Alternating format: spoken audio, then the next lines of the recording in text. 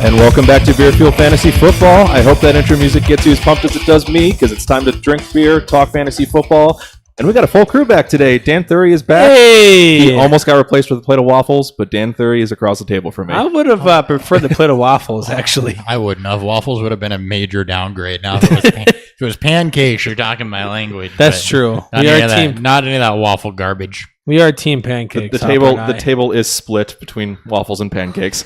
It's not a split. That's called you're outnumbered. Well, not an even split. I guess technically it's a split. It's like the split for Royce Freeman and Devonta Booker is going to be 75-25. There's only three of us. 33-66. We're not good at math on this show. Who needs math? Welcome back to Beer Fuel Fantasy Football. On today's show, we're going to go ahead and jump through the next 6 preseason games, and then plant our flag players for the week. Before all that, just a couple quick reminders. You can follow us on Twitter at BeerFueledFF. That's also where you'll find us on Instagram and Untapped. You can find us Beer Fueled Fantasy Football on YouTube and Facebook. If you guys want to be able to watch the stream, check out last Monday's episode if you want to see a weird picture of Dan floating in his spot for the entire episode. Was that Monday? I felt very light. That was Monday. You tried to pet the logo? Yeah, this Monday. not last Mondays. This Mondays. 2 days ago this from now. Past Mondays. And then individually, I'm at Nick Sparts, Christopher Apper to my left. At Hot BFF with 2 Ps. And across the table from me, the return of Dan Thury. At Thury BFF. Well, what's up, guys? The least exciting return since Rashad Penny came back to practice. Which we're going to talk about once we're done with the beer preview. Beer Fuel. And after he finished herding cats up in the Great White North, he came back with some beer for us. Where the hell did the herding cats come I have from? no idea. I'm running with it. I mean, I'm cool with it. It's all good. I don't know how my mind works. It just does things sometimes. Yeah, that popped up on Twitter. I'm like, the fuck was Hopper on? All the drugs. Very little sleep. So we have Beaver Island Brewing back for the second time. First time since episode 30, based out of St. Cloud, Minnesota. And from them, we have year 39 Red IPA. What the hell did we have from them before? Sweet Miss, I think it was. Yeah. It was something I brought back, I think, the last time I was up visiting my dad. Yep. Huh. Yeah, I saw the logo, and I'm like, I'm pretty sure we've had Beaver Island before. And Dan's like, no. And then he pulls up the document. Oh, yeah, we have. Huh, I don't remember that long ago. It's about 130 episodes, so it's over a year. Yeah. So this is their second time on the show. Year 39 Red IPA clocks in at 6%, and I quote off the can, damn fine beer. Damn is spelled with just D-A-M. That's a play on beavers, you see. Figured Hopper would appreciate that. And now let's run through a large news segment. News.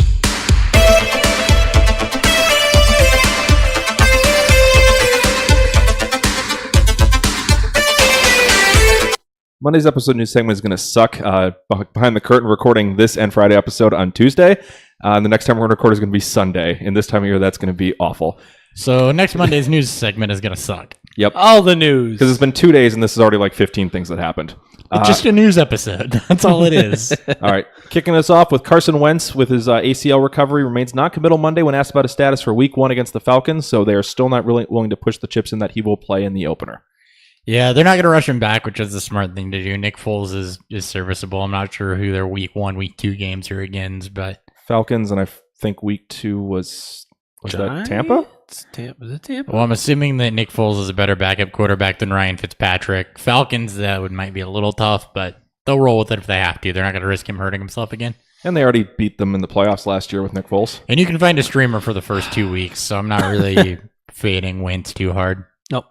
All right. Updating a previous report, ESPN's Adam Schefter reports A.J. McCarron, in fact, did not suffer a broken collarbone in the Bills' second preseason and will return to practice, quote-unquote, soon, TM.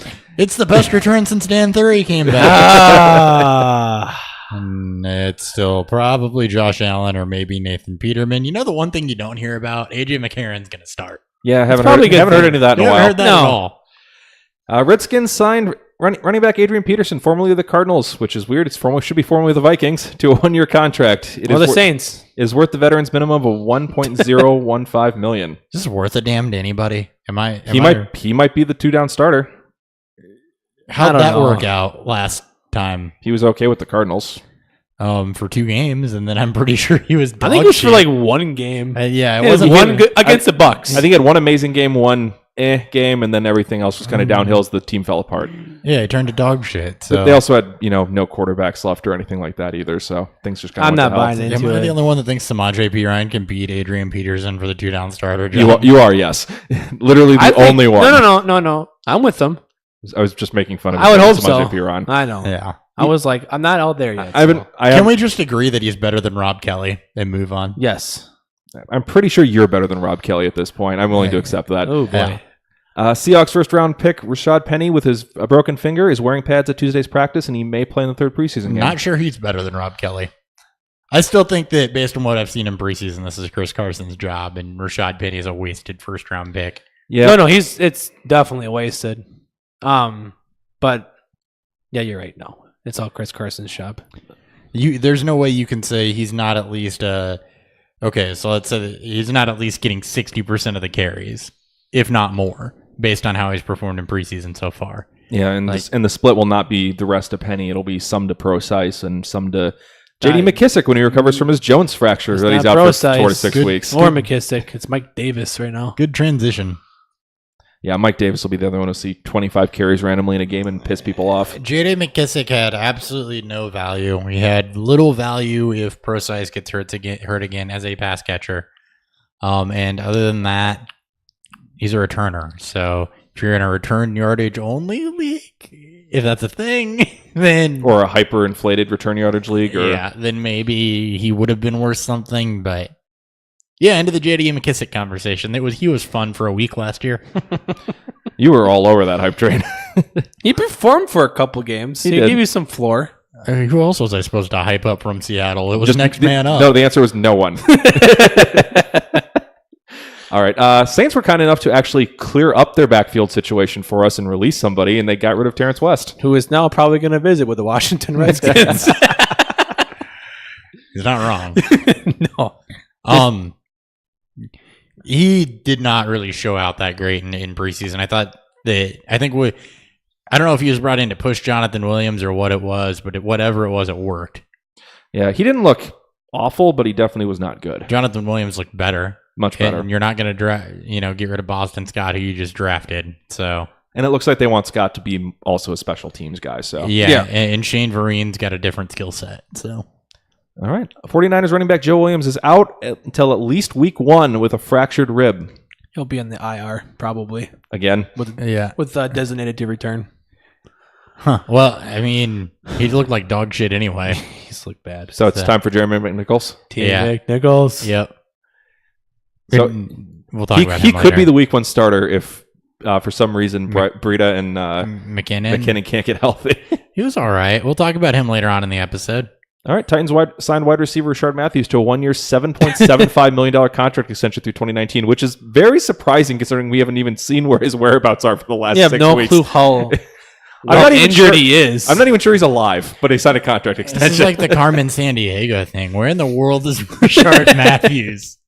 It's like Weekend at Bernie's. Just put sunglasses over its eyes. Locker room move, good veteran presence, insurance if Corey Davis can't stay healthy, I guess. Yeah, but the first Rashard Matthews has to get healthy. It's true. So this is very strange. When this came across the newswire today, I'm like, the fuck is going on? Yep, pretty much. They're just extending everybody. All right. Just as kind of a say goodbye to a great UDFA that was fantasy relevant for a few years, Victor Cruz announced his retirement through a video for Uninterrupted Tuesday. I don't really have a soliloquy to read him. He was kind of crap with the Bears. He's a good salsa dancer, though. Yep, great salsa dancer. That was amazing. I don't know why I pushed the button for. Yeah, whatever. Moving on. I didn't have... I never really had a soft spot for Victor Cruz. No, I didn't either. Dances, so. Yeah, he knocked the Patriots out in the Super Bowl. I enjoyed that. Oh, right. That's true. Thank you for knocking the Patriots out in the Super Bowl. All right, NFL suspended Steelers wide receiver Eli Rogers 1 game for violating the league's substance abuse policy. He was already probably going to be on the PUP, so this is insult to injury type suspension. Maybe they'll just cut him. Who cares? And then Bears tight end Adam Sheen has been diagnosed with a sprained right foot, which is worse than the low ankle sprain we thought it might be. Yeah, it's still not the worst thing in the world, though. Better than a completely destabilized high ankle sprain, but looked a lot worse than what it was. So that's good news. There's still an outside chance that he could get in week 1, but he was. Trey Burton was playing more of the pass catcher role. Yeah, I don't know. It's a slight bump up for Burton for me. That's my analysis there. Right. And then Cobra Kai's looking for a new job. The Vikings released kicker Kai Forbath. Carlson's looked way too good to keep Forbath Fantastic. around. Yeah, they also spent a 5th round pick on him, so I hope he'd look good. Yeah, he looked fantastic. And I believe they traded up for. Yes, they did. He is going to be the next Blair Walsh, except No, hopefully. don't. So Don't good put for the like a evil- year or two, and then he'll start breaking our hearts. So he's the Matt Khalil of kickers. No, I'm hoping he doesn't lose his mind, though. I'm hoping that he's more Justin Tucker than Blair Walsh.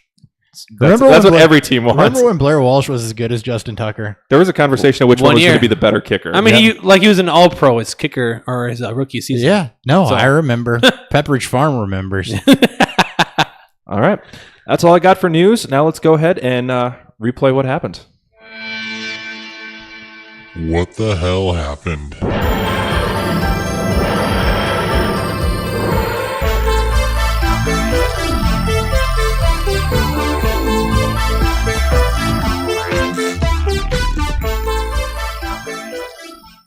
And I figured it'd be appropriate if I actually rock a Doctor Who Aw. shirt for a couple of these episodes. I almost put mine on. That would have been fun. Week game recaps part 2. This is going to be decently Dan focused because we got to play catch up with him since he missed Monday's episode. Fucking Dan. So kicking us off first, Dolphins go to the Panthers. Dan, you've got this episode. Tell us what happened. This is gross. So for the Dolphins, first team was sloppy. O-line struggled. Tannehill went 14 for 1,700 yards. No deep passes, all short to intermediate throws. A lot of just easy comeback routes, dig routes, hitch routes, crossing routes. Things to keep it simple and just to work on the timing. Mainly because Stills and Parker did not play. So Albert Wilson saw 7 targets. He caught 5 of them in 39 yards. Was heavily targeted for the first team. Drake is the only one that really stood out. When the offensive line didn't suck, he looked good. When the offensive line did suck, he made, was it Kwame Short for the Panthers? He blew up a play about 3. Kawan short? Sure. He blew up a play. He 3. just wanted his name to be more exotic. Yeah, sure. He blew up a play 3-4 yards behind the line, and Drake did his patent his spin move and took it for 32 yards. It's Kawami with an I. Kwame. So is this like With an Kwame? eye. Go ahead. Keep going. All right. Last note is Ignore me. yeah, right, please. Then the last note here is Darby ran with the ones. Gesicki didn't really see the field at the fourth quarter. It was pretty meh for the Dolphins. Derby? It sounds like Gesicki's kind of faded a little bit on their depth chart. He's always been faded on their depth chart. He was in a little bit early in the first game, but it sounds like he's kind of started taking a step back to Derby here. Yeah, there was hype around him also that kind of gotten quiet, so I might have to bump him back down after I bumped him up after week 1. So yeah, in the Panthers won that game 27-20. Sorry, I forgot to throw scores on this one. I'm not perfect. It's like the Price is Right. Preseason NFL is like the Price is Right. The points don't matter. Right. Or not the Price is Right. Whose line is it anyway? You got any Almost the same thing. you got any comments or concerns, questions for the Dolphins? And what do we see from No. Stills? He Stills didn't play. Still in play? Okay. Well, No Gore, no Stills, no Parker. Yeah, I knew Parker wasn't going to But play. what about Amendola? He was out there. How'd Perry look?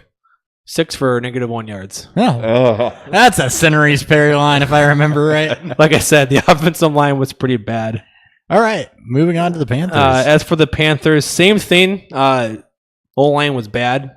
Cam's in midseason form, so a lot of missed throws, a lot of missed throws, a lot of Couple picks. a lot of runs because of the broken plays. He's got the David Johnson. He's got the David Johnson. Cam, what did he put down? He finished 9 for 12, 89 yards, a touchdown, and a pick. His CMC continues to look good between the tackles, at least as a runner for sure. Again, he led the team in targets. Here, I think he had 5 for 4 receptions and 28 yards, something like that. He also had a nice 72-yard touchdown run, so he finished 592 and a touchdown. CJ Anderson got a little bit of work with the ones, but it was mostly CMC. Anderson saw most of his stuff with the second team. He had a decent day, 8 for 39 on the ground, also catching both his targets for 9 yards. Top 3 receivers didn't really do much. They combined for 4 targets, and that's Funchess, Smith, and Moore. Jarius Wright got out there before Curtis Samuel, but Curtis Samuel flashed a little bit, but there's not going to be much there. As for tight ends, Greg Olsen had 3 targets. Just caught 1 pass.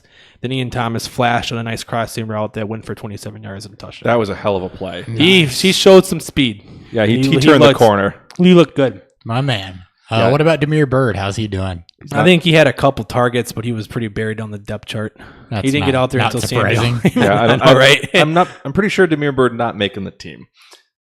Sorry to ruin the dream for you. You're like, you got Crow that's caca. Demir Bird's like, tweet, tweet. All right. It's a bird with a cold. It's a all right. bird with a cold. Anyways. Hopper, I believe you said this one would go quick. Raiders at the Rams. Rams win this one 19-15, and I believe it was even uglier than that. Literally, no one played in this game that is worth anything in redraft this time. So, and the No reason is they play each other in week 2. Well, sorry, Greg Zerline, I guess. Greg Zerline played. This was the most painful thing I've had to watch since the last time somebody tried to make me watch Twilight. So, we're going to focus on... Where's their body buried, Hopper? Yeah, we're going to focus on Chris Warren and John Kelly. So Chris Warren played over Jalen Richard, which I thought was interesting. He looked generally like crap initially, but the later the game went, the better he got. Checking out some strong runs in the second half, which bigger backs, that's typically what you see. Yep. And then John Kelly looked pretty explosive entering the second quarter behind Malcolm Brown. He played the first. Flashed all the traits that you loved about him in college. You saw the balance of vision, some of the explosiveness, some pass catching work. Granted, Sean Mannion's not a good quarterback. No, Sean Mannion's an awful quarterback. So, I mean, really, this is more of a dynasty showcase for both of them. I think Warren, I don't know, if he continues to develop, he could have an outside shot at being something in 2 or 3 years, maybe. Yeah, if they move on from Martin and Lynch and they decide to give him a shot. I mean, Lynch is the wrong side of 30. Doug Martin's headed there and has been generally ineffective. So, and then for John Kelly, really, if anything happens to Todd Gurley, I think that he was more dynamic than Malcolm Brown. Did Justin Davis do anything? Not that I saw, no. Okay, because he was the third back. I know they've been rotating in. No, not Jolly Jack shit. No, like nobody else did anything in this game. It was terrible. It's horrible to watch. All right. I feel bad for you. Well, I think the Steelers-Packers game isn't much better because I know there was a ton of turnovers in this one. Packers won this one. 51 to 37. 51 to 34. So it wasn't as exciting as the scoreboard may tell. So we'll start with the Pittsburgh Steelers here. The big three didn't play, as in Big Brown, Lev Bell, Antonio Brown, plus Vance McDonald didn't play. As for the quarterbacks, Rudolph and Dobbs, on both their first throws of the game went for pick sixes. So, yay there. Rudolph continued to struggle throughout the game, showcasing the lack of arm strength and deep field accuracy that we saw on tape. Josh Dobbs wasn't much better. A little bit better, but wasn't much. He showcased the same thing. He got bailed out by James Washington, who continues to look extremely good. Before we get to him, we'll talk about the running backs. James Conner looked like the number 2 running back. Oh, it's weird. amazing how that still continues to be the same thing. Hey, where are the Jalen Samuels truthers? I haven't heard anything from them. It's been real quiet. It's been real quiet on that front. He actually had a decent game, though. But Connor had a better game. I think he went 5 for 57. His last 2 runs of the game, including his touchdown run, looked phenomenal, breaking a couple tackles, showcasing the vision, the patience, and even the explosiveness that we saw in the state last year out of Pitt. And then Toussaint came in as a third RB before Samuels. Toussaint wasn't much of anything. I assume you mean the first, second, and third, right? Yeah. You put second, third. That's fourth. what I meant, yeah. So Connor was the first one out there, and then it was Toussaint, and then Samuel was the third guy out there. He looked all right. He flashed some of the hands that we saw on tape, but not much of the running ability. He had a couple of nice plays, but again, he's against 2 3s and 4s. That's what I noticed. I also watched this game for extra credit, and Just in case if I didn't. I wanted to see more of the Packers wide receivers for myself. I'm sorry about that too. As I said before, James Washington continues to make plays. I think he finished 5 for 94 and 2 touchdowns, something like that. Both his touchdown receptions were incredible, making Josh Dobbs actually look decent out there. He looks really good at contested catches to me. It still looks like he's having some troubles separating, but he's going up and above and around people and showcasing his hands. It's almost Alshon Jeffrey-like in a way. Yeah, a much smaller Alshon Jeffrey. Yeah. Well, I mean, like you look at his player profile, his best comparable is DeAndre Hopkins. He's 2 inches smaller than Hopkins, but he possesses the same type of body control and that positioning, and plus hands to make those plays. Way better route runner. That too, and that's one knack that we had in Washington. But for me, Washington at least has some of that upside ability to be in some best ball deep leagues, and I think he's worth a look in 14+ leagues. Especially if something happens, either Brown or Juju. So, quick, just off the cuff here, where would he be in your dynasty rookie drafts right now? Probably, I'd say kind of towards the end of the middle of the second round. That'd be like your 206, 207. So just after the top kind of 7 receivers go, and then probably after Gesicki? Yeah. Okay. Maybe a little bit higher for me, just because he's at least shown it. But either way, he continues to look good, at least against twos. And wasn't in your notes, but Juju, 2 preseason games, limited work, and 2 touchdowns. I got it in the notes here. He had 1 target, 1 reception for 4 yards and a touchdown. So he continues to just do nothing but catch touchdowns. touchdowns. I do want to say this about the seen it comment. I don't count preseason as seen it just because. No, I get you. I mean, JoJo Nathan and Demir Bird looked like all pros last year. So, I mean, I still. He is playing against lower competition. Yeah. I still want to see it. You know, if he shows that in the dress rehearsal, sure. I want to see it during the season. If you're going to draft him, do it late and redraft. And I think he's more of a waiver wire person if he comes out and does it, or belongs in a churn roster spot if you're a believer. So that's a little bit of a water on the fire there. I've seen people push him up into the first round now. So. I mean, he's in an offense that's going to be throwing a shit ton of defense that's bad. He is the 3 there. But again, he's not going to be Juju or Brown, levels of targets here. He's still going to see 3rd, 4th targets every week. Even if he does flash. All right. On to the Packers. Moving on to the Packers, Rodgers played 1 series, went 2 of 4, 35 yards and a touchdown, showcasing just how deadly the Packers could be in the red zone this year with Graham and Adams, and then spreading them out with 2 other receivers there is going to be almost unstoppable. Brett Hundley came in second, 6'9", 77 yards. He had a rushing touchdown, but he didn't look great. He looked like we saw last year. Kaiser was kind of the same thing. His stats were padded by Kumaro, right? Is that right? Yeah, Kumaro. No, with his catch and run going 82 yards, but Kaiser continued to struggle with accuracy and timing. He's not the 2. If Rodgers goes down, it's probably going to be Hundley.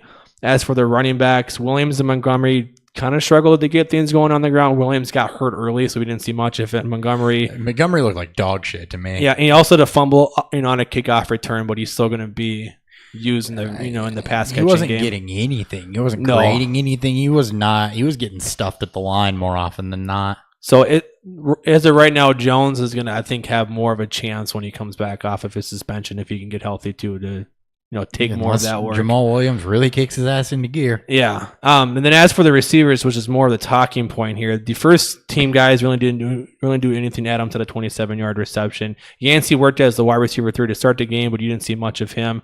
After Yancey, you have Kumaro, Allison, and then you have Marquez, Valdez-Scantling, Juwan Moore, and then EQ. I thought Kumaro looked like the best out of them again.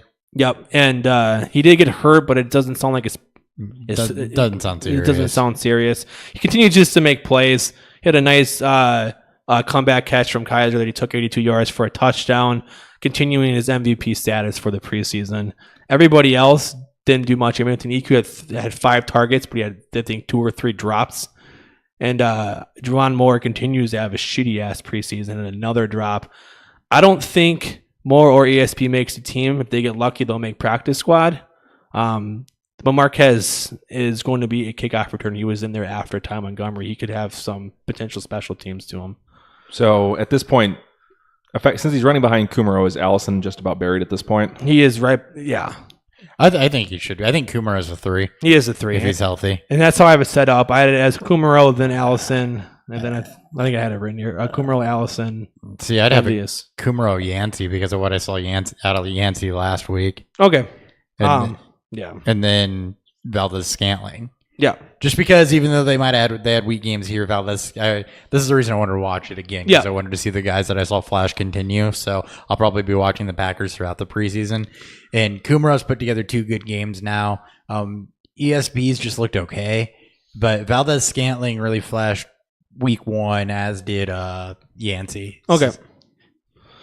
And then as for tight ends, here's some I think some more some more potential clarity to just how fucked up his wide receiver core may be. Jimmy Graham obviously saw all the first team rests, but Lance Kendricks was out there a lot in 2 tight end sets where Graham played the move tight end role, which you could see more of if they can't figure out who these 3 or 4 receivers are going to be. And then their first 4 tight ends all made plays or had nice plays. But Trace Lewis had a couple catches. Then the 4th guy, I don't remember his name, had a really nice touchdown reception from Kaiser late in the game. So Okay. you may see more of that if they can't figure out the receiving core. Yeah, if they don't have anybody, if they don't trust somebody to be the 3, they may just run 2 tight end sets. I think if Kumaro keeps playing the way that he is, though, they're going to have a hard time not giving him some work. Yeah, well, then they want to probably space out Graham more to give him just more of that. Yeah. So is Cobb running outside then? Cobden, he ran both. He barely played though. He played the first series with Rodgers, and then Yeah. he was gone. Same thing with Adams. Yeah. So not enough to really diagnose. Yeah. No, you're not going to know much. All right. Any other questions on the Packers? Nope. All right. Moving on to Jaguars at Vikings. My last 2 games this week were pretty boring. Kicking it off with the Jaguars. Bortles had a real rough start. He had 1 pick and one that should have been a pick in his first 4 attempts, and the one that should have been picked hit like 4 Vikings. So it's really should have been picked. I thought he settled into a nice rhythm after that, though. He looked better, but still not great. He was playing late into the second quarter. I didn't see a ton from him arm-wise outside of a couple completions. He was still showing off the legs, though. He had 1 nice run on a 3rd down that he almost took into the end zone. Yeah. So he's still athletic, so that kind of insulates his floor a little bit. He runs more than people realize, and that's why we kind of like him as a mid-tier streamer type candidate this year. Fournette looked solid as a runner and was heavily used in the passing game with multiple design screenplays. So if that happens, then suddenly he could be knocking on the door on a top 4 or 5 finish. It wasn't just him. Fucking Yeldon. Yeldon. Yelled also- us. I will get to that in a moment. I was Sorry. going to say, did you find it interesting that they had both of them out there at some point? They did run 2 running back Smart. sets a few times. Fournette was, I think the first 2 drives, though, it was just Fournette. It was, and then they had a cut. It's like, I don't know if they're just trying something, but they had a 2-back set when Yeldon took one of his screens because the deep put the focus on Fournette, and then they hit Yeldon, and he chunked one off. Yeah, and Yeldon looked way more dynamic than I ever remember seeing him play. He looked great. He had, 5 plays over 10 yards? Yeah. He was ridiculous. Most of them were screens, which is good. So at this point, he is far and away, he is the handcuff to Fournette. Yeah, If anything happens, he is the guy. two. And I think he's a great stash candidate in Dynasty if you have the roster space. Agreed. Yeah. Because he's going to be a free agent after this year. I doubt he sticks around. And if he can keep this up in the regular season, a team's going to pay him. Yep. All right. Corey Grant didn't make an appearance until the end of the 3rd quarter as the 4th running back. I think we're going to see more use out of him, and they're going to try to do more kind of trick plays with him. But I didn't. The fact that he's down there in the 3rd quarter means he probably doesn't have standalone value except in the absolute deepest of leagues. Yeah, or if there's an injury. Yeah. And they actually ran Brandon Wild more than they ran Corey Grant. Yep. Who didn't look good. But No, Wilds looked terrible, so I wasn't even going to talk about him. I don't even know if Wilds makes the team, but it kind of shows that Grant is not in the plans for a heavy workload. Right. At least for now, we'll see what they do in the dress rehearsal. It could have been some misdirection also. Maybe they wanted to see Wilds more. Who knows? All right. Passing game overall was pretty mediocre. I saw 1 to 2 nice plays from all 5 receivers. No one separated themselves. I didn't even see ASJ. I didn't even know if he was playing or not. But yeah, he was completely off the radar. O'Shaughnessy had a couple nice plays, but I think ASJ is going to get the start over him. The one note I had on the receivers, Chark is returning, so that may get him a little bit more work in return yardage type leagues. He's returning. It came out that Keelan Cole and Marquise Lee were running most wide receiver 1 sets in practice, but Keelan Cole's been generally absent in the preseason. Moncrief has flashed some. Westbrook's flashed more than I think any of the rest of them. Yeah, as I said, they all kind of had 1 or 2 nice plays. Like Moncrief had 1 real nice contested slant route that he caught. Lee had 2 nice crossing route plays, but he missed on another. They all just kind of had a couple nice plays, but no one really separated themselves on what I saw. Yeah, no, I agree with that statement. That was kind of the same thing, a repeat of week 1 also. Yeah, so this is kind of turning into a whole pot of muck that I just Don't own anybody. Or if I do one of the last picks, and I'll just churn them if they don't turn in anything. Yep. On any other questions on the Jags? Nope. On to the Vikings. Cousins really struggled with pressure on this one. The offensive line was not holding up against Jacksonville's pass rush. It was a lot of short throws, kept him out of rhythm. Just no favors from the offensive line, and he looked significantly worse than he did in the first drive of game 1. You also missed, 4 offensive lineman starters. The only 1 starter playing. And that was Reef. Yeah, and it's Jacksonville's defense who was playing there once. Yeah, this was a true defensive struggle if I've ever seen one. Oh, on top of some self-inflicted injuries. Yeah. Speaking of that, Latavius Murray. He had a really good start on a nice catch on a flat route, and then he tore off a nice run that he immediately fumbled at the very end of it. And then a couple carries later, he fumbled again before they sent him to the bench. He looked good as a runner and not good at protecting the football, though. No, two fumbles in a preseason game is a bad look. He got into his own head when they were like, you may split time with Cook this year. 2 fumbles. I'm going to make sure that doesn't happen. Hold my beer. So, that's kind of hurts Latavius Murray, especially because the two guys behind him, Rock Thomas and Mike Boone, both looked at least solid. Again, Boone looked fantastic. Boone was by far the better of the two in this one. He's a much better between the tackles runner. He's a competent pass catcher. Had some David Johnsons to him. Explosive runs. Yeah, I get it. Thomas had 2 drops. That was kind of the one knock I had on him. Yeah, but to me, Thomas looked like the better one in week 1, so I'm going to keep paying attention to this close because both guys have looked solid. And the Vikings actually save a decent amount of money if they cut Latavius Murray. So if they decide that they have something in one of these two or both of them, that could be an option. Looks like they got something in both of them. Yeah, they both performed very, very well. Some of the better lower string running backs I saw in any of my games. No, pay attention to week 3. This could really tell a bunch. I was going to double that up because I've watched everything I watched in week 1 plus everything I had to watch this week plus some. And they've flashed more out of any, 3rd and 4th string guys than anybody else I've seen. Yeah. I think Ryan Knoll and Taquan Mizell is the other really intriguing battle of lower string guys. Mizell is very intriguing. All right. Last note on the Vikings I've got is passing game was pretty mediocre through most of it. The only player who did much with the ones was Laquan Treadwell. He was actually run out of the slot, and he had 2 catches that he did some nice stuff with, one including which he had an extra 10 yards after the catch. So he's running with the ones, and he was actually doing a little bit with it out of the slot. So something to just keep an eye on, especially if you own him in any sort of dynasty format or maybe kicking the tires on a buy low opportunity. He is involved with the ones right now. Yeah. But really didn't have anything else for the passing game. Was pretty ugly for most of it due to offensive line issues. Anything else on them? Nope. All right. Kicking it back to Dan for Buccaneers at the Titans. One other thing on the Vikings real quick. I thought for the second week in a row, Kyle Slaughter played better than Trevor Siemian. Though both weren't good. Neither were good. Speaking of things that weren't good, Ryan Fitzpatrick got to start for the Buccaneers, and he looked meh. That's pretty much all I got for The him. story of Ryan Fitzpatrick's life. No shit. Oh, and the only reason he's starting guys is because he's going to be starting the first 3 weeks of the year. So There's only 2 things above average about Ryan Fitzpatrick: his brain and his beard. yeah, true. Moving on. I figured Nick was going to say something. No, I'm Fitz is going to be awful these first couple of weeks. Winston looked significantly better. At least the offense as a whole looked significantly better. He played with them for most of the second quarter, if not all of it.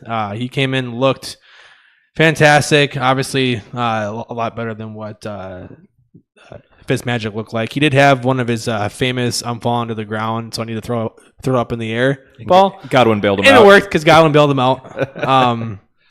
And then Griffin played most of the second half. He looked okay. I think he looked better than Fitz. He had a beautiful pass to someone named Sergio Bailey in the fourth quarter. As for the running backs, Peyton Barber continues to do just enough to be the starter. He hasn't really flashed.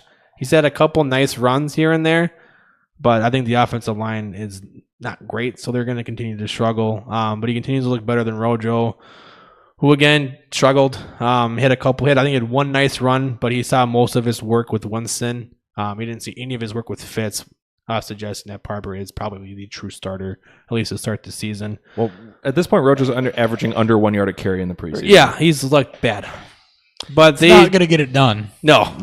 But none of the running backs really did anything else. Sean Wilson showed some open field moves, but that was deep in the fourth quarter, just as a name to know. As for the receivers, Deshaun Jackson started opposite of Evans. Humphrey started out of the slot, but Godwin got rotated in fairly early for Evans and Jackson. And then Watson had a beautiful touchdown catch from Winston as his last throw in the second quarter. He finished team high, 5 targets, 4 4 receptions, 54 yards, and a touchdown. Yeah. Currently, the beat I'm hearing is that Watson can't even be risked to hit the practice squad. He will be on the team. Yeah, he has to be on the team. Looks phenomenal. As for the tight ends, Fitz actually targeted both Brate and Howard. It was weird. One apiece. Yeah, that's what I thought. Winston got a little bit more, Howard got a little bit more love from Winston. Just a couple more targets. And then Brate got his own target, but it's uncatchable. That was the Bucks. All right. Any comments, concerns? Nope. Titans. Right. Titans did not play as Richard Matthews and Delaney Walker. The Bucks, Charles Sims didn't play. Not really much of anything. But as for the Titans, Mariota looked okay. Made some plays happen. He missed some receivers deep, but that's not really much of his game. His is a short intermediate game with rushing ability to him. Blaine Gabbert still sucks. As for the running backs, the roles are set. Derrick Henry saw the first 5 snaps, of their offensive series.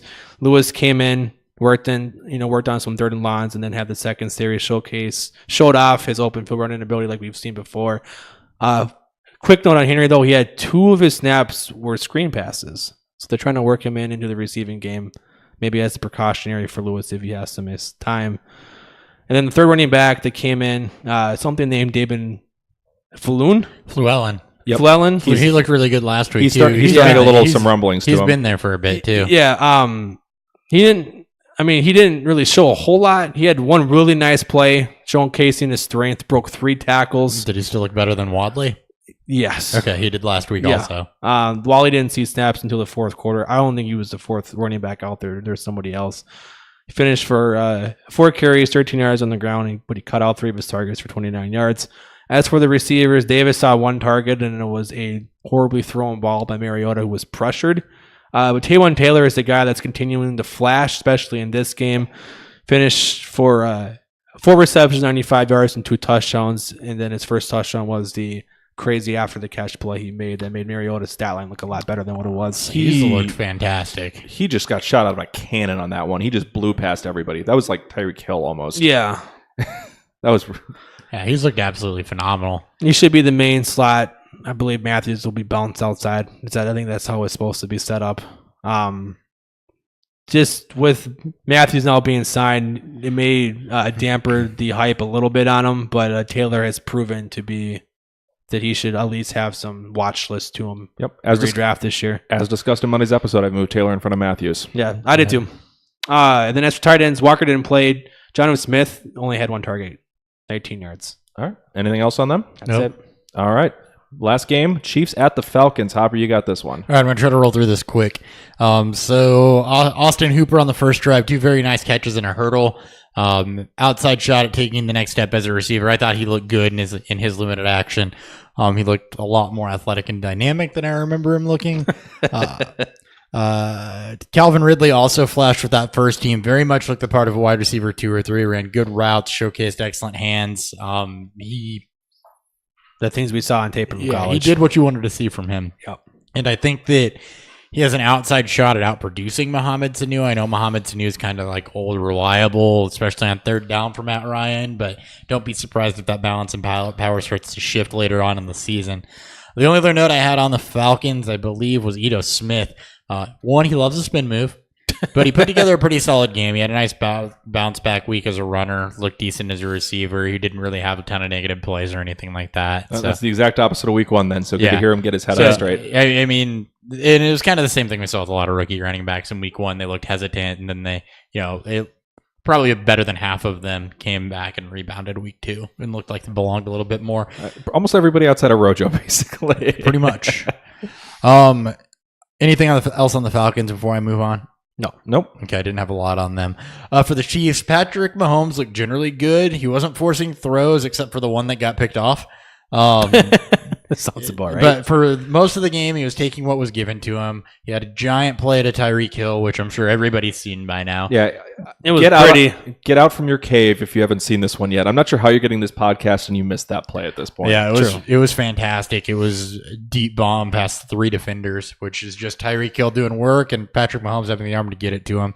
But yeah, the one forced throw was to Sammy Watkins. It was picked off, but it was forced. He was trying to do too much, and you're going to have a couple of those from Patrick Mahomes through the course of the season. That's just the type of quarterback he is. He's a gunslinger. He's going to play like, Winston, Favre, those type of guys where he's going to be amazing and then throw a pick. So. I thought he was playing above his experience, so taking what was given to him early on. I mean, it's going to be a learning experience, but it was good to see that he wasn't trying to force everything or constantly trying to work the ball downfield. He was okay at taking the underneath. Mm-hmm.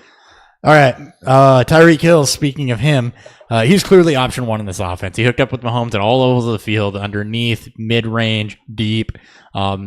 He was getting targeted off, and the pecking order looked to me like it was Hill, Kelsey, and then Watkins early on. So keep an eye on that. But Tyreek Hill, I think, is clearly the one in this offense. Kareem Hunt had one bad negative play. Other than that, he showcased his vision, looked very active in the passing game. He was fine. So kind of a concern sealer for him. And then deeper on this roster, the Williams twins both look decidedly above average. I'm talking about Kerwin and Daryl, not Venus and Serena. Although I'm pretty sure that Serena Williams would be a damn good NFL running back. So Damian did not play? Not that I saw, no. Okay. It was Daryl Williams and Kerwin Williams. Yeah, they have 3, annoyingly. Yeah, there were 2. Daryl had one hell of a run. Just he was throwing people off of him. That's what we saw him at running down the LSU's side of tape. the So field. He was running like a man. And then Kerwin Williams managed to flash some of his quickness and some of the agility that you saw with him out of Arizona. So nothing new there. Kareem Hunt still decidedly the one. I think no Charizard West, no Spencer Ware in this one. All right. Sounds like that's a wrap on that. We'll finish up with week 2 of the preseason on Friday's episode, to look forward to that. But before we jump into our flag players / my guys, we got to get a beer review in. Beer review.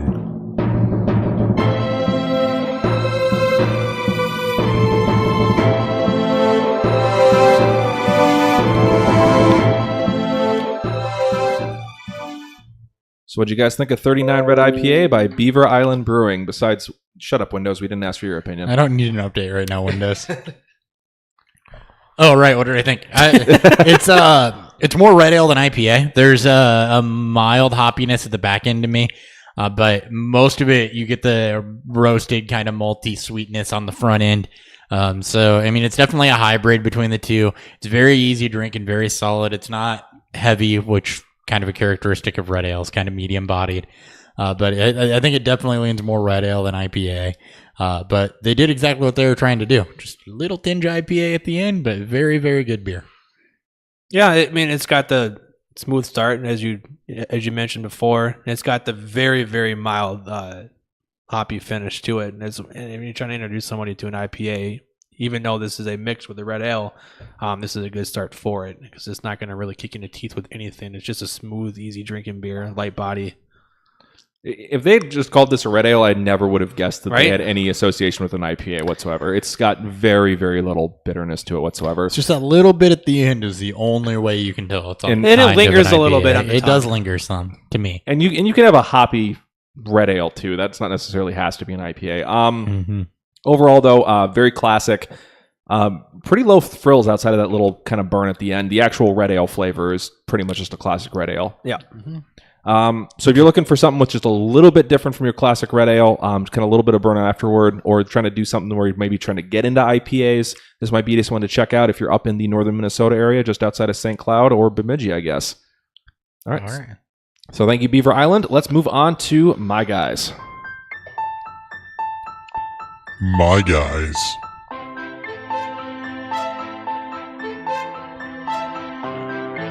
I thought that deserved a little more classical feel. That's like an 90s R&B kind of Intro. like intro to it. Right before the beat drops. I feel like, like Boyz II Men was going to come on and sing something for baby, us. baby, baby, baby, baby, baby, baby. Nope. Just my voice through a modulator. That'd be Casey and JoJo. I know, but I feel like... Come on, Nick. All right, so my guys, we're going to go through 5 players we love way more than their ADP. I asked the guys to try to spread this out across various positions as best you could, so they did it. Quarterback, running back, wide receiver, tight end, and flex. Yeah. I mean, that's pretty much what you wanted us to do without actually putting it in there. Yeah, so I saw you guys do that and went, okay, that's pretty much right. So I just did the same thing. I did it first. I'm So a trendsetter. He did. So we're going to go ahead and do that for We're just sheep. each position. Since we're going to start the quarterbacks, Dan, welcome back. Kick us off. So I've talked about Kirk Cousins a shit ton. He's my QB4. I moved him up ahead of Tom Brady. I'm on the Kirk Cousins hype train, if there even is, some shock to that. Love his weapons. Obviously, a great defense. The offensive line is still a concern in Minnesota, but he had the same concerns, if not worse, than Washington and was able to produce last year. He's going to have a lot of chances in the red zone, a lot of chances to score a lot of points, which is what we want from our fantasy quarterbacks. That's why I'm willing to reach on Kirk Cousins. He was also my QB4, and I almost put him up there, but I decided to leave him for one of you two and go a little bit further down. Thanks, Boo. I wasn't going to take him because I got him much closer to chalk. But Hopper, who is my guy? So mine, you got to go down a little bit further, and this is more of a safe or a QB2 type of play. But my guy is Alex Smith. And this isn't attractive to anybody. He's the quarterback 19 right now per ADP. He's my quarterback 13. Jay Gruden has never had a QB throw the ball less than 540 times. Alex Smith did what he did last year on only 550 attempts. They lost Darius Guys. He's had a completion percentage over 65% the last 4 years and an INT rate of below 1.6%. 3 of Cousins' last 4 seasons in this offense, he had a touchdown rate of 4.9 or better. And Alex Smith has rushed for over 250 yards in 4 of the last 5 seasons, which gives you a decent floor with some upside. If you decide to just build the rest of your team and grab a quarterback at the very, very end of your draft in a 1-quarterback league, I think that you're not going to ever be disappointed by him, especially if the rest of your team is carrying things. And then I just think that there's plenty of opportunity there for him. I don't see the defense as being very good, so I think he's going to have to throw, and I think he's got floor. 2 things in your favor as well. It was not 550 attempts; it was 505. Okay, so even better that he's probably going to project up for about 40 more attempts than he had last year. And on top of it, Geis is hurt, so they don't have a running back they can lean on. The 33-year-old Adrian Peterson is not going to get 300 carries. Right. What's the over-under that Smith leads the team in rushing? If this turns into some sort of crazy running back by committee as they all get injured over and over, it could very much happen. Yeah, it could. So just something to keep an eye on there. He could end up as a back-end quarterback 1, and you're going to have to pay almost nothing to get him. I think overall he's being drafted at the 135th pick. Yep, which would be, I believe, round 12. Yeah. All right, so my guy is a similar type pick, only 6 spots away from where Hoppers is going, and that is Marcus Mariota, who's currently going as quarterback 17, 129th off the board. He is also my QB 13. He was 10th in fantasy points per game in 2016. Last year, he had a touchdown rate of 2.9% versus a career average coming into the year of 5.48. There should be some positive regression in that regard. His weapons are looking at least decent, if not awesome. Taylor's having an excellent preseason. Walker's already a stud. Davis has had a good training camp overall. And Lewis is an excellent pass-catching running back, and it sounds like they're going to use Henry in that regard as well.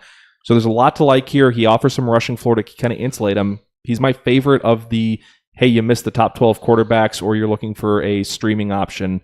Here's a guy. He's looked sharp, too, in preseason. He's looked very on with his passes, and he's looked like he's showing no ill effects for the injury from last year to me. Yep, I'm overall not real worried about him, and he's definitely a guy I've been targeting in super flex type leagues in multiple locations. On to running backs. Dan, sticking with the Tennessee Titans. Speaking of Lewis and doing things that fit well for Marcus Mariota, Lewis has been a guy I've been hammering down on all off season. He's a guy that I'm willing to take a round or 2 early. I've shown that in mock drafts. I've shown that in actual drafts that I've had. He just does what the Titans need him to do. He's going to play the same role that he played in New England. He already has his insulated value as a pass-catching back that can do more if anything does happen to Henry. He has shown the ability to run between the tackles, shown the ability to handle a full workload for longer than a few weeks. Lewis is a guy that's going to give you a lot of floor with some upside, and you don't have to get him in the 3rd or 4th round. He's more of a 5th, 6th round type of guy, and I'm willing to take him in the 4th round for that, or even, more 4th. All right. So that is Deion Lewis. I have no disagreements with there. I've got him, I think, just 1 or 2 spots behind where Dan's got him. Hopper, you have a rookie running back higher than I think I've seen anyone else have him. Royce Freeman is my running back 15. 30th overall off the board for me. ADP, he's RB22. Devontae Booker has done nothing in preseason as much as Vance Joseph wants to believe in him. He's running at the back of his line. He's not flashed anything at all. Meanwhile, Royce Freeman has showcased his vision, agility, footwork. He even flashed a little some of his receiving ability. He's looked like the much better running back so far through the first couple preseason games, and the traits you saw in college are showing up on tape, and I think they play well at the NFL level. A little bit of like Matt Forte, Joe Mixon, Lev Bell type of just smoothness to the way that he runs. Denver targeted running backs 98 times last season. Some of those were to Booker, but a lot of those were also to Jamal Charles, who's no longer there. And Case Keenum in Minnesota last year was accurate on 75% of his short throws to running backs. There's two backs. So that bodes well for Royce Freeman. You got a quarterback that's adept at checking it down. And then, I don't know if you guys knew this or not, Please don't. he's one of only two college players with 500 plus rush yards and 800 plus receiving yards in a career. Donnell Pumphrey's the other one, who's 3 inches shorter and 53 pounds lighter than what Royce Everyone Freeman take is. a drink. Just to show you how dynamic he is. Nick. All right. This is a guy who overall started off probably about running back 20 for me and just keeps sliding up and sliding up and sliding up because a lot of the concerns I had about him are just not materializing. Namely, the threat from Kenneth Dixon doesn't appear to be there. He continues. Dixon is fighting to even make the team at this point. Buck Allen isn't a true threat to his workload, and so Alex Collins, who comes in at my running back 15, could be on pace for over 300 touches this year. He's okay in the passing game. It's not good. It's probably right around Jordan Howard level, but it's enough for him to get some passing work, and then the carry should be there. This is a team that runs top 3 in the number of plays they run season in and season out. So the work's going to be there for him. I actually moved him in front of McKinnon and McCoy in my last update. I think I'm with you there now. I didn't put him in front of McCoy, but I think I moved him in front of McKinnon. So you probably have him about 16. No, I still have him behind him. For Collins? Yeah. I haven't done a full update on my rankings. It's been a He is long right. fucking trip. He is right at 16 for me. So yeah, he's going. He's my 27th overall player. He's going 19th as the in terms of running back and 44th off the board. So I'm about round and a half ahead on him. He's a great RB2 target and a great target even if you go wide receiver heavy to start the draft. I have done wide receiver heavy starts and had Collins as my RB1, and I'm fine with it. Yep. On to wide receiver, Dan, show favorite, coming up next. All right, so I wanted to go a little bit deeper here. There is a guy that I'll be talking about later on here that I wanted to put here, but I wanted to put Chris Godwin here because we love to talk about Chris Godwin here, and I have an absolute man crush on him. I have no concern with Deshaun Jackson. I have no concern with missing the 3 games. Godwin's the guy you can take at the end of your draft, hold on there, and see what happens. You may not even have to pick him up. Someone may drop him because he may struggle or may not see the targets that he needs. He's my wide receiver 48, my 121 overall. He's going as wide receiver 63, 170 overall. Like I said, he's the end of bench stash with a lot of upside. He's extremely efficient with his targets. Unlike Mike Evans, he doesn't need a lot to produce. That's what he's going to end up doing in this offense, especially if the running game can't get going. He runs 15 or more routes. He averages about 75 yards and over 4.5 receptions. Yep, he's flashed in preseason already. We know he's a good player, And Dirk Cutter's already said he deserves to start. So he's going to see snaps this year. He's going to produce. It's just going to be kind of what level. I don't know if he's quite going to hit wide receiver 4 marks, but he should at the very least be a decent bye week fill-in for you. it probably progresses as the season goes, especially after Jameis gets back. So Yeah. I mean, really preview of our week 2 waiver episode, or sorry, week 4 waiver episode. Pick him up. Yeah, if Godwin was dropped, pick him up. Yeah. You got a Packer player up for yours, Hopper. Yeah, this is a guy that I've been hyping if you've been listening throughout the offseason, but that's Randall Cobb. He's back on the field after the ankle concern in preseason. If they were really that concerned about the ankle, he's not playing one series of a game in a meaningless contest. He's a clear-cut wide receiver 2 in this offense. Anytime he sees 100-plus targets, he averages 113 targets, 1,023 yards, 8 touchdowns. That's happened 4 times now? 3 times? I think it's 3 times. I think it's 4 in his career. 4. I just was It deep is diving 4. in for the next episode preview. Yeah, it is 4 times. He's got 5 seasons over 75% catch rate, so he's extremely efficient with his targets. There's not really anybody pushing him. There's been some guys that have flashed, but there's not really anybody else pushing him for those vacated targets in Green Bay. He's currently going as the wide receiver 40, pick 100. He's my wide receiver 22, which is about 10 spots lower than he would fall if he just puts up his averages. Yeah. Only concerns for me I have with him is health, which I'll talk about more in the next episode because he's featured in our segment for that show. Keenan Allen is mine. He's my wide receiver 3. I have him only behind Brown and Beckham. A lot of love for him in our next show. A lot of love for A him. lot of love. He's going 12th off my board in terms of my rankings. He's currently going as wide receiver 6 or 17 in the mid-second. If you're at the end of the first round, just take Keenan Allen. I've had Hopkins Allen starts, and I think I've jumped into it. We've had it in our podcast league. He's one of 8,000 that we have. Yeah, Keenan Allen is far and away one of my flag players this year. I am in on it. There's nobody over the middle of the field to take targets away from him. Virgil Green is not worth anything. There's only some outside weapons in Tyrell Williams and Mike Williams. He led the league in red zone targets for a wide receiver last year, and you just got rid of Antonio Gates and Hunter Henry. Even if they sign Gates, I still love Keenan Allen. I'll just slightly temper my love of him ever so slightly. But the targets are going to be there. He was fantastic last year, saw 159 targets. And for the second half of the season, I think he was the wide receiver 2. He was the one, depending on what week you started at. I think he was the one after week 10. I think, starting like week 9, he was the 2. But yeah, fantastic end of the season for him. And he and Rivers finally clicked it together because the start of the season was super painful to watch. But yeah, in the second half, he was amazing, and I expect him to continue that. Yep. Tight Tight ends, another show favorite coming up from Dan. Yeah, I don't want to fan my love in Jack Doyle, so I just keep bumping him up. Just after watching Monday's. I don't want to lose your love tonight. I missed that.